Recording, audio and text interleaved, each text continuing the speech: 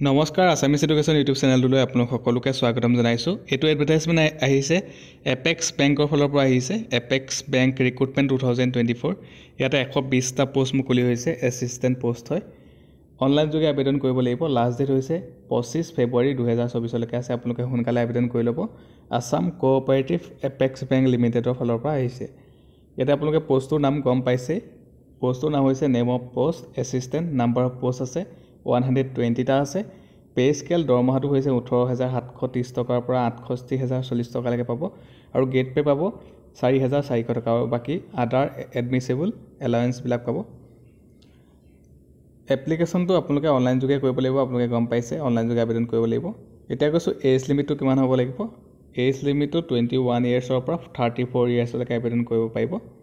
21 বছৰৰ পৰা 34 বছৰলৈকে আবেদন কৰিব পাৰিব।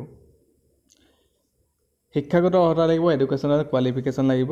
Candidate must be graduate in any discipline.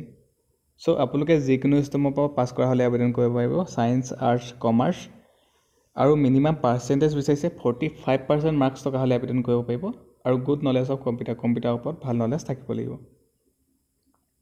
Application ফিজটো হৈছে 650 টকা আৰু অনলাইন যোগে আপোনালোকে এপ্লিকেশ্যন ফিজটো দিব লাগিব 650 ৰুপিজ দিব লাগিব এপ্লিকেশ্যন ফিজটো। অনলাইন আবেদনৰ লিংকটো আৰু লগতে যোনটো অফিচিয়েল এডভাৰটাইজমেণ্ট হয় ডেছক্ৰিপশ্যনত দিয়া থাকিব। আপোনালোকে তাতে গৈ অনলাইন আবেদন কৰি ল'ব পাৰিব। ডেছক্ৰিপশ্যন বক্সটো চেক কৰিব আপোনালোকে।